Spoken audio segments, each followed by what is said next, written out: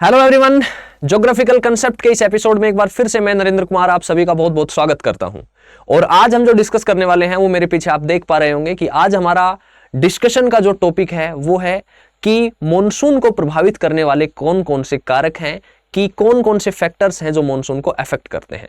और अगर हम बात करते हैं मॉनसून की, तो monsoon one of the list understood phenomena in the geography, यानी कि ज्योग्राफी में अगर सबसे कम समझ में आने वाला फिनोमिना है तो वो आज भी मॉनसून है। कि हम इसके बारे में बहुत सारी थ्योरीज देते हैं बट हमें अभी तक ये एग्जैक्ट नहीं पता कि मॉनसून किन कारणों से प्रभावित होता है। तो चलिए शुरुआत करते हैं, शुरू करते हैं, क्योंकि हमारे इंडिया का जो क्लाइमेट है वो पर्टिकुलरली मॉनसून पर निर्भर करता है, डिपेंड करता है। तो शुरू करते हैं, स्टार्ट करते हैं। तो देखिए, जब हम मॉनसून के कंसेप्ट की बात करते हैं ज्योग्राफी में, तो जो सबसे पहला कारक है इसको प्रभावित करने वाला वो है ट्रेड विंड्स। यहां लिखा हुआ है ट्रेड विंड्स, यानी कि व्यापारिक पवने।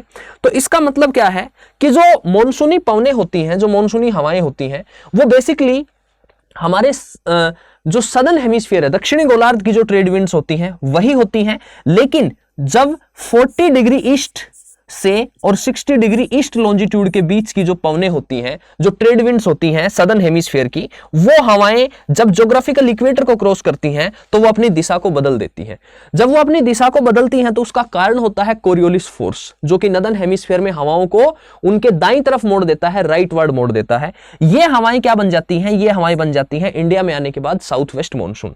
जब ये हवाएं साउथ वेस्ट मानसून बन जाती हैं तो जब हम बात करते हैं कि यहां पर ये जो श्रीलंका है, तमिलनाडु है, हाईलैंड्स हैं, यहां पर दो पार्ट में डिवाइड हो जाती है। ये जो ब्रांच है इसको हम कह देते हैं अरेबियन सी ब्रांच, और यहां जो ब्रांच है इसको हम कह देते हैं बे ऑफ बंगाल ब्रांच।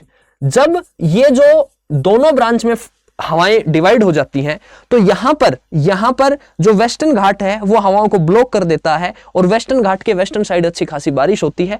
और यहां जो अरेबियन सी ब्रांच है वो इस माही साबरमती रिवर गैप में से क्या करती है? इंडिया में एंटर करती है, और उसके बाद फिर हिमालय से टकराने के बाद बारिश करती है। तो पहला जो कारक हो गया वो क्या हो गया कि मॉनसून किन चीजों पर निर्भर करता है?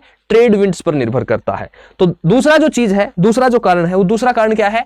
Land water difference. Land water difference का मतलब यह है कि जो वाटर होता है वो जनरली गर्म होने में समय लेता है, स्पेसिफिक हीट ऑफ कैपेसिटी के कारण वाटर धीरे धीरे गर्म होता है, जबकि वाटर जो ठंडा होता है वो भी धीरे धीरे होता है। जबकि जो भूमि होती है, जो लैंड पोर्शन होता है, वो बहुत जल्दी गर्म हो जाता है और बहुत जल्दी क्या हो जाता है? ठंडा हो जाता है। जिसकी वजह से जब सन की पोजीशन यहां शिफ्ट होती है नदर्न साइड में, तो हवाएं जो हैं वो हवाएं यहां से और इधर चलना शुरू कर देती हैं, क्योंकि यहां पर क्या हो जाता है? एक्सट्रीम लो प्रेशर क्रिएट हो जाता है, यहां पर हाई प्रेशर क्रिएट हो जाता है, और विंड्स जो हैं वो हाई प्रेशर से लो प्रेशर की तरफ चलना शुरू कर देती हैं। तीसरा जो कारण है वो तीसरा कारण है जेट स्ट्रीम। अगर हम जेट स्ट्रीम की बात करते हैं तो पर्टिकुलरली 3 जेट स्ट्रीम हैं जो हमारे मॉनसून को अफेक्ट करती हैं। ये जो 3 जेट स्ट्रीम है, इनमें कौन कौन सी जेट स्ट्रीम है अगर मैं बताऊं, आपसे बात करूं, तो सबसे पहली जो जेट स्ट्रीम है वो सबसे पहली जेट स्ट्रीम है STWJ, सब ट्रॉपिकल वेस्टर्ली जेट स्ट्रीम, जो हमारे मॉनसून को प्रभावित करती है। ये जो STWJ है ये दो चीजें अफेक्ट करती है मॉनसून में। एक तो क्या होता है कि जो बस्ट ऑफ द मॉनसून होता है, मॉनसून एकदम से आके और मालाबार कोस्ट पे टकराता है, तो जो बस्ट ऑफ द मॉनसून है उस बस्ट ऑफ द मॉनसून के लिए कौन रिस्पॉन्सिबल है? STWJ। दूसरा जो बस्ट ऑफ मॉनसून, दूसरा जो STWJ का काम है वो है वेस्टर्न डिस्टर्बेंस। ये जो वेस्टर्न डिस्टर्बेंस है, जिसको हम शॉर्टकट में WD कह देते हैं, पश्चिमी विक्षोभ हिंदी में कह देते हैं, ये जो बारिश होती है ये सर्दियों में होती है।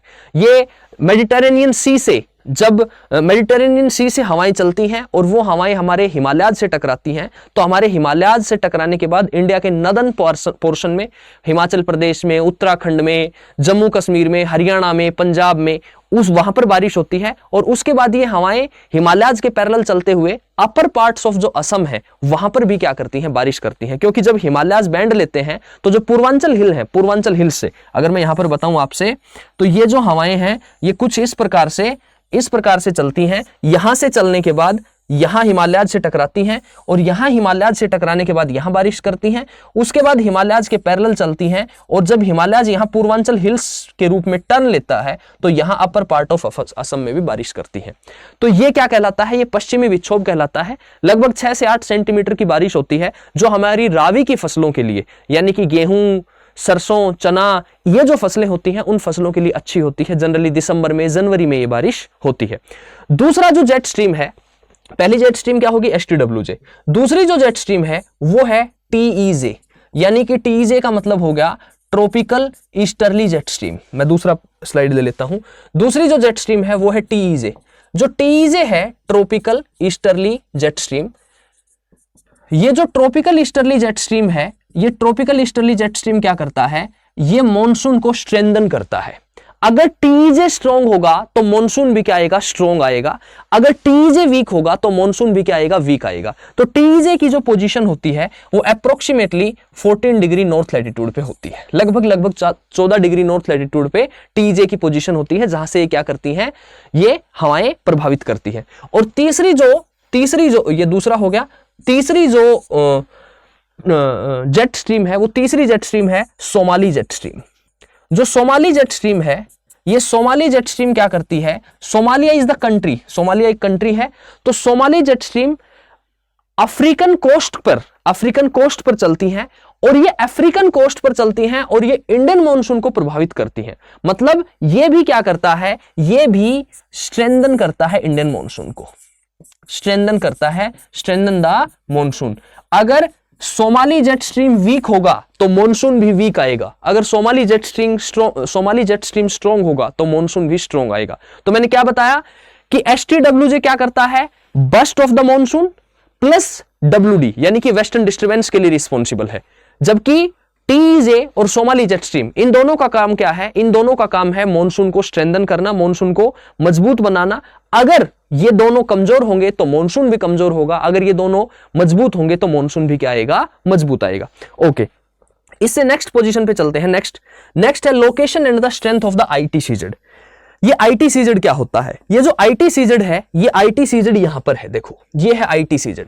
इस ITCZ की फुल फॉर्म होती है इंटर ट्रॉपिकल कन्वर्जेंस जोन, और इसको क्या कह दिया जाता है, it is also known as the monsoon trough. Monsoon trough कह दिया जाता है बिकॉज ITCZ वो एरिया होता है जहां पर ट्रेड विंड्स आकर क्या करती हैं, मर्ज करती हैं, और ITCZ extreme low pressure area होता है। ITCZ हमेशा सन की पोजीशन के साथ अपनी पोजीशन को शिफ्ट करता है। जब सन की पोजीशन जनरली 22 जून को जब सन की पोजीशन ट्रॉपिक ऑफ कैंसर पर होती है, कर्क रेखा पर होती है, तो ITCZ भी कहां बनता है, लगभग भारत में 20 से 25 डिग्री नॉर्थ पर गर्मियों के मौसम में जून में ITCZ क्रिएट हो जाता है।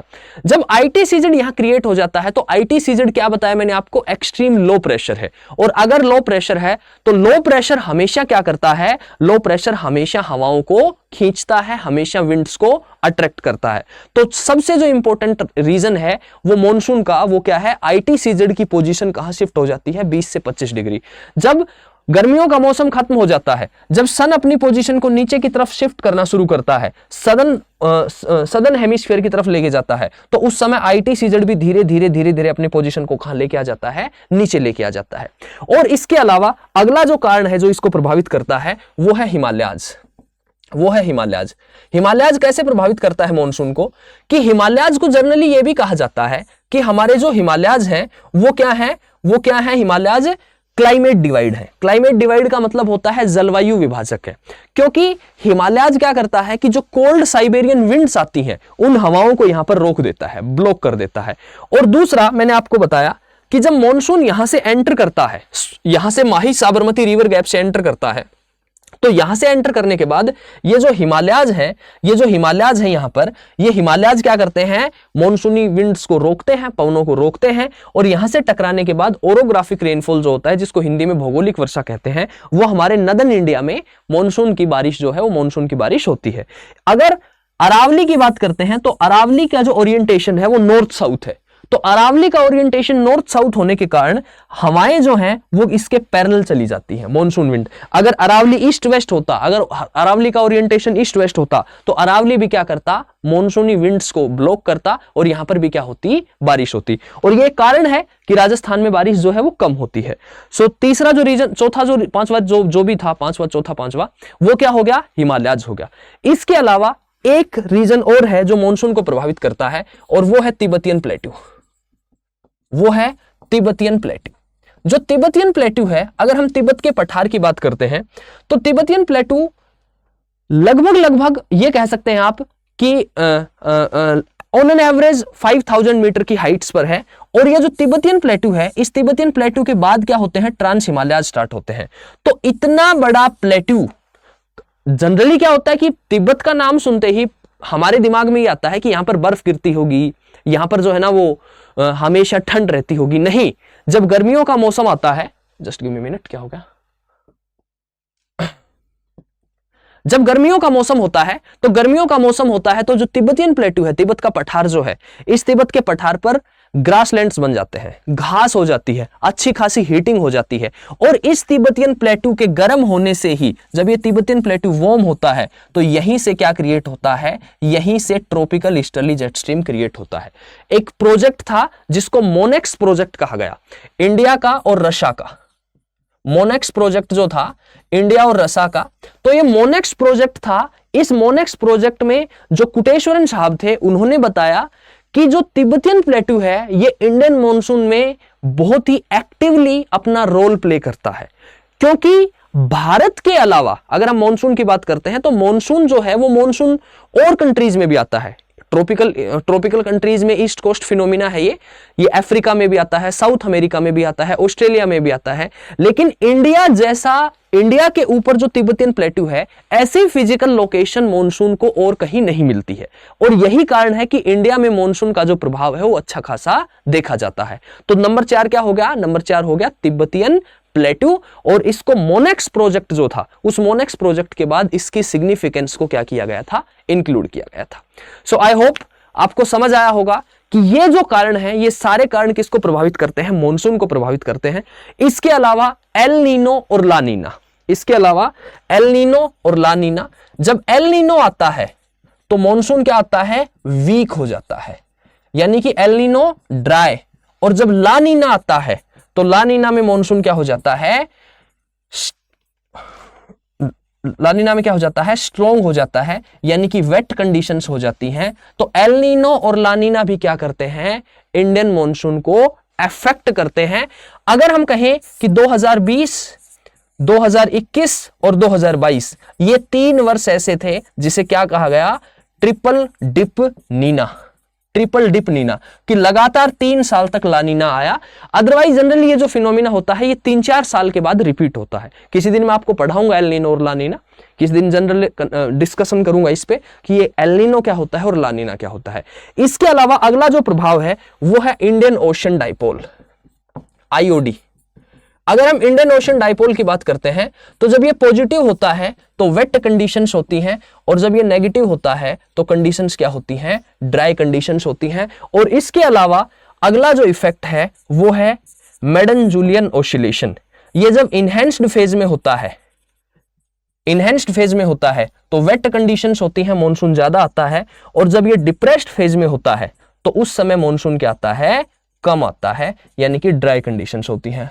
हो सकता है आप लोग पहली बार इंडियन ओशन डाइपोल और मेडन-जूलियन ऑसिलेशन के बारे में सुन रहे हो, तो इसके बारे में आपको चिंता करने की जरूरत नहीं है। कभी मैं मॉनसून का डिस्कशन डिटेल में करूंगा, वहां पर मैं आपको इन चीजों के बारे में डिटेल में समझाऊंगा। सो आई होप आपको ये चीजें समझ आई होंगी, आपको ये कंसेप्ट समझ में आया होगा कि कौन कौन से कारण हैं, कौन कौन से रीजन है जिसकी वजह से इंडियन मॉनसून प्रभावित होता है। तो आप लोगों के जो भी सिंसियरली रिव्यू हो, जो भी आपके इस सेशन के लिए आप रिगार्डिंग आपके दिमाग में जो भी चीजें हो, वो प्लीज आप कमेंट सेक्शन में जरूर से जरूर मेंशन करें। दूसरा, इसके अलावा अगर आप लोगों को कोई विशेष टॉपिक अगर आपको पढ़ने की इच्छा हो, तो अगर उस टॉपिक को पढ़ने की आपको इच्छा है तो आप लोग कमेंट सेक्शन में बता सकते हैं। कोई भी ज्योग्राफी का कंसेप्ट हो, हम अगले क्लास में उसी सेशन को लेके आपके सामने प्रस्तुत हो जाएंगे। और कमेंट आपको जरूर से जरूर करना है। तो इसी नोट के साथ आज रोकना चाहूंगा, मुलाकात करेंगे नेक्स्ट सेशन में। तब तक के लिए bye bye, see you, take care.